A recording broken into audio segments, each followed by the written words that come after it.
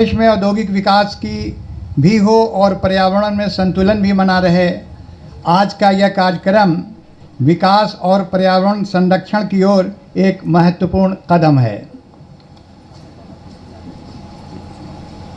मैं सबसे पहले परिवहन मंत्री जी, स्वतंत्र प्रभार माननीय मुख्यमंत्री जी को पुष्पगुच्छ भेंट करके उनका स्वागत करेंगे। मैं अनुरोध कर रहा हूँ एमडी साहब से जी।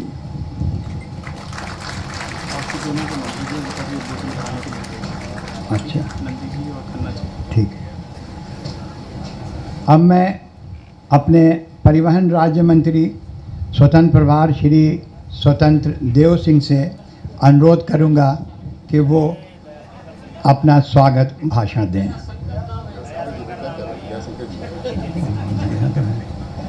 अब मैं अपने परिवहन राज्य मंत्री स्वतंत्र प्रभार श्री दयाशंकर जी से अनुरोध कर रहा हूं कि वो कृपया आएं और अपना स्वागत भाषण दें।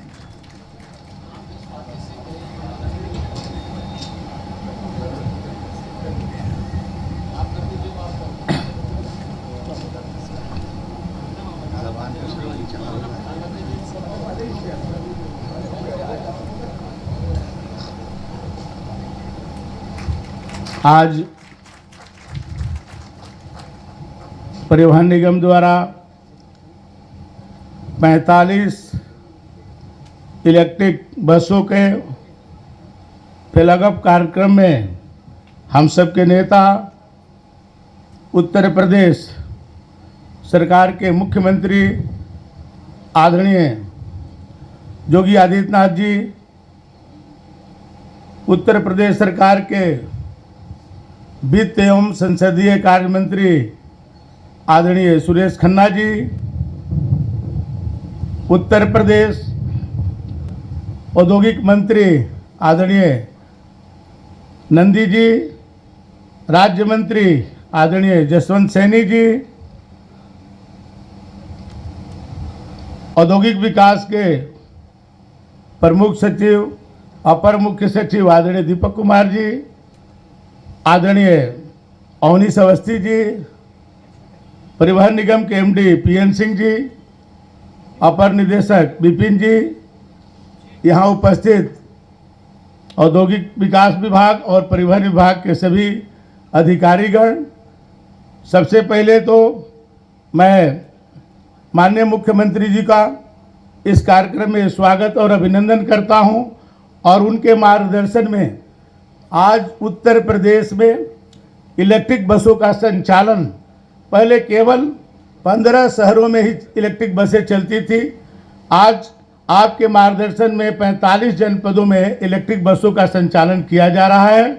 और हम लोगों ने जिस तरह से चार्जिंग पॉइंट पूरे प्रदेश में उसकी जाल बिछा रहे हैं, आने वाले 3 महीना में उत्तर प्रदेश का एक जनपद भी नहीं बचेगा जहां पर इलेक्ट्रिक बसों का संचालन न हो, क्योंकि इलेक्ट्रिक बसें प्रदूषण के लिए भी बहुत, जो प्रदूषण मुक्त उत्तर प्रदेश बनाने का आपका लक्ष्य है, उसमें सबसे ज़्यादा योगदान कोई करेगा तो ये हमारे इलेक्ट्रिक बसें करेंगी। आपने कुंभ के समय में हम सबको आप आर्थिक अतिरिक्त मदद किए, जिसके कारण हम लोगों ने 220 बसें, उस समय इलेक्ट्रिक बसें हम लोगों ने खरीदी थी।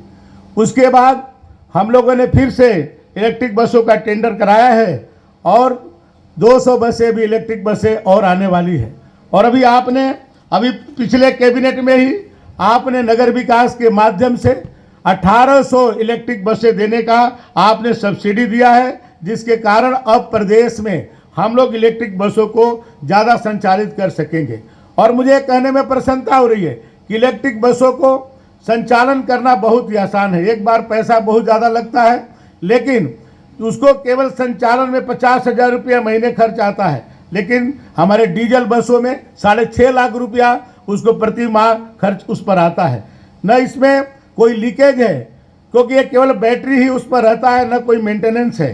शुरुआती दौर में थोड़ी दिक्कत आती है, लेकिन ये प्रदेश की जनता के लिए और वायु प्रदूषण को रोकने के लिए ये बहुत बड़ा कारगर होगा।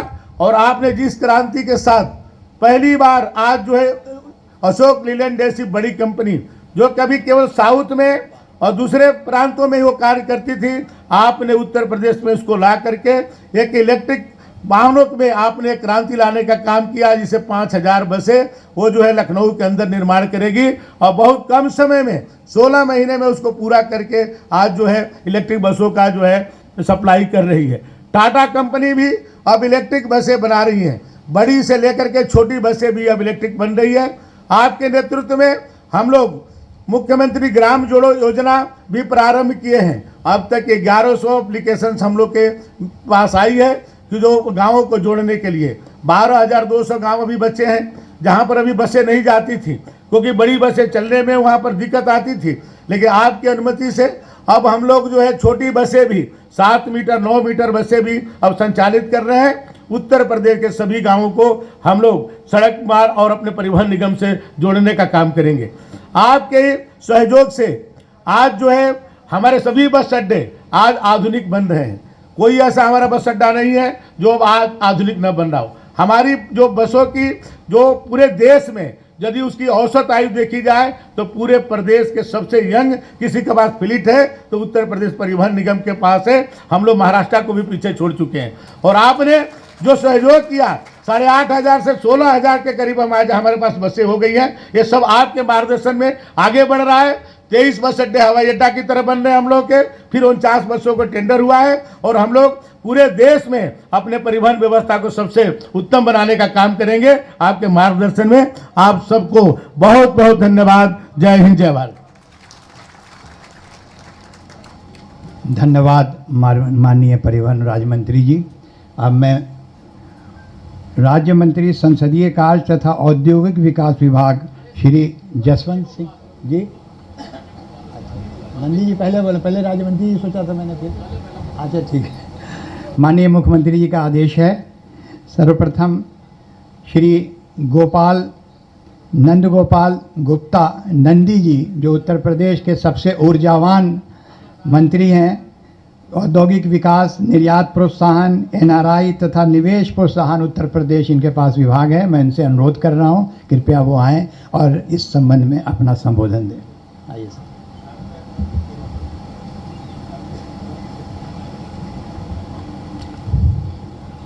आज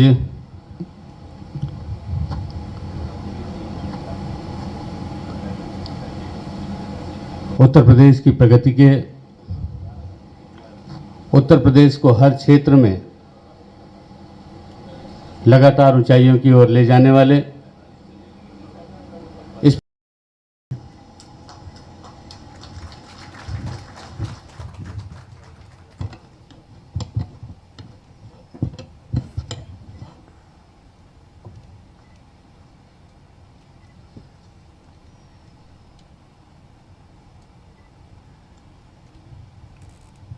आज के इस समारोह में लखनऊ में मेरे साथ उपस्थित प्रदेश के वित्त और संसदीय कार्य विभाग के मंत्री श्री सुरेश कुमार खन्ना जी, औद्योगिक विकास के मंत्री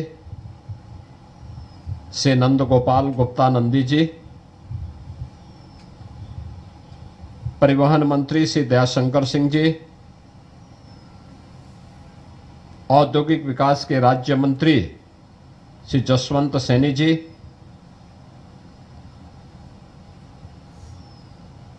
प्रदेश के अवस्थापना में औद्योगिक विकास के आयुक्त श्री दीपक कुमार जी, प्रदेश सरकार के सलाहकार श्री अवनीश कुमार अवस्थी जी,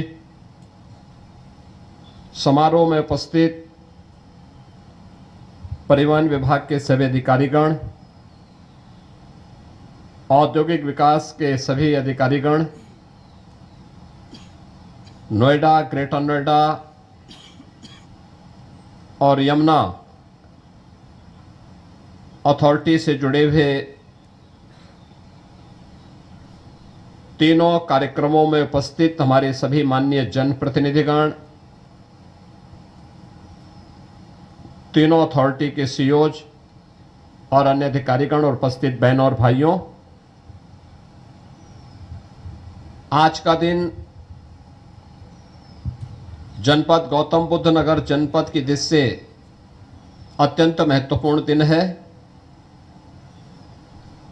एक साथ इस जनपद में नोएडा, ग्रेटर नोएडा और यमुना अथॉरिटी के तत्वाधान में उत्तर प्रदेश राज्य परिवहन निगम के द्वारा 110 इलेक्ट्रिक बसेज का संचालन प्रारंभ हो रहा है। मैं सबसे पहले इस सेवा के लिए गौतम बुद्ध नगर जनपद वासियों को, वहाँ के जनप्रतिनिधियों को हृदय से मैं बधाई देता हूँ, अपनी शुभकामनाएं देता हूँ। हम सब जानते हैं कि आदरणीय प्रधानमंत्री जी ने पूरे देश को ग्रीन मोबिलिटी और सस्टेनेबल डेवलपमेंट के बारे में एक विजन दिया। प्रधानमंत्री जी का ये विजन उन वैश्विक चुनौतियों का सामना करने के लिए जो जाने अनजाने में भौतिक विकास के लक्ष्यों को प्राप्त करने के लिए दुनिया ने स्वयं प्रदान किए हैं या स्वयं का वर्चस्व स्थापित करने के लिए दुनिया पर युद्ध थोपे हैं। आज उसकी कीमत पूरी मानवता चुका रही है। ग्लोबल वार्मिंग, जलवायु परिवर्तन, इन सब के साथ साथ पश्चिम एशिया में चल रहे गतिरोध, ये सभी चुनौतियां हैं हम सब के सामने, जिनके कारण वायु प्रदूषण की भीषण समस्या, अतिवृष्टि, अनावृष्टि, ओलावृष्टि, इन सब का सामना पूरी दुनिया को करना पड़ रहा है। और इसीलिए इन सब बातों को ध्यान में रख करके प्रधानमंत्री जी के विजन को जमीनी धरातल पर उतारने के लिए जब 15 जून से भारत का सबसे बड़े एयरपोर्ट के संचालन का कार्य प्रारंभ होने जा रहा है, तो नोएडा इंटरनेशनल एयरपोर्ट के सुचारू वायु सेवा की दृष्टि से आने वाले जाने वाले श्रद्धालु जनों, नागरिकों और यात्रियों की सुविधा को ध्यान में रखते हुए और देश के सबसे बड़े आईटी एंड इलेक्ट्रॉनिक्स के हब में नेट जीरो के लक्ष्य को प्राप्त किया जा सके, इस दिशा में यह प्रयास तीनों अथॉरिटी ने मिलकर के उत्तर प्रदेश परिवहन निगम के माध्यम से प्रारंभ किया है। मैं इस प्रयास के लिए तीनों अथॉरिटी के साथ साथ परिवहन निगम को इस सेवा को शुभारंभ करने के लिए हृदय से धन्यवाद देता हूं। आज आप जानते हैं कि नोएडा, ग्रेटर नोएडा और यमुना अथॉरिटी या IT, electronics, data centre, startups, semiconductor और अन्य औद्योगिक गतिविधियों के देश के अंदर एक बड़े केंद्र के रूप में उभरा है। स्वाभाविक रूप से दुनिया की बड़ी बड़ी कंपनियों को वहां लाने के लिए वहां पर पर्यावरण अनुकूल परिवहन आज समय की मांग है और पर्यावरण अनुकूल समय वहां पे परिवहन की आवश्यकता को ध्यान में रख करके वहां पे मेट्रो का संचालन हमने कुछ क्षेत्रों में प्रारंभ किया है। लेकिन नोएडा इंटरनेशनल एयरपोर्ट के साथ जब तक मेट्रो का संचालन होता है तब तक या उसके बाद भी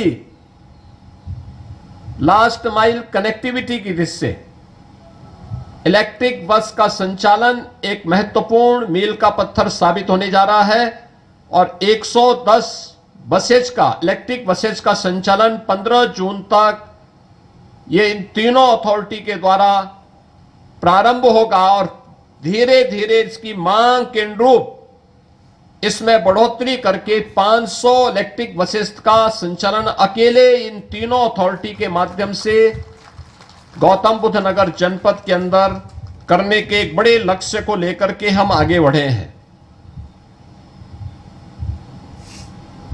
नए भारत के नए उत्तर प्रदेश में आज आपको परिवर्तन देखने को मिल रहा होगा। 2017 के पहले का उत्तर प्रदेश और 2017 के बाद का उत्तर प्रदेश। 2017 के पहले टूटी हुई सड़कें, नदारद बिजली, अराजकतापूर्ण वातावरण, सुरक्षा का कोई पुरसा हाल नहीं, प्रदेश के अंदर चारों ओर अव्यवस्था और अराजकता के इस वातावरण में प्रदेश के नागरिकों के सामने पहचान का एक संकट खड़ा हुआ था।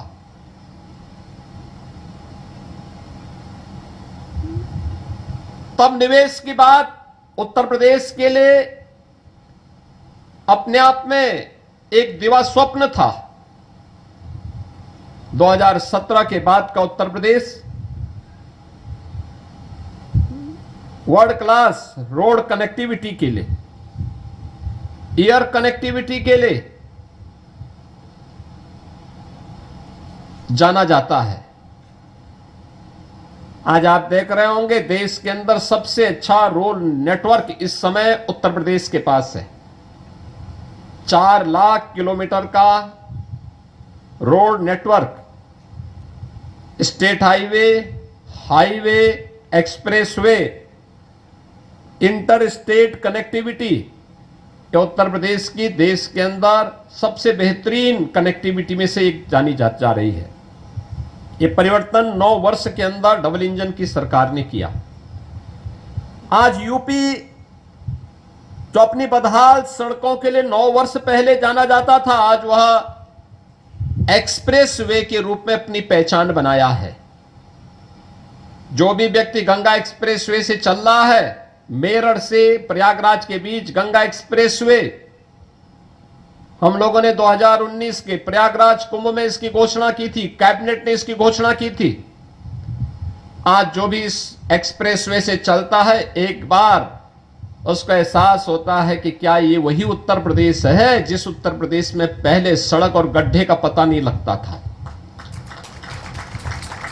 Purvanchal expressway, Bundelkhand expressway, Gorakhpur link expressway, Delhi Meerut 12 लेन का एक्सप्रेसवे, या अभी कुछ ही दिनों के बाद लखनऊ कानपुर के बीच में बने हुए लखनऊ कानपुर का एक्सप्रेसवे, जिसका बहुत शीघ्र लोकार्पण होने जा रहा है।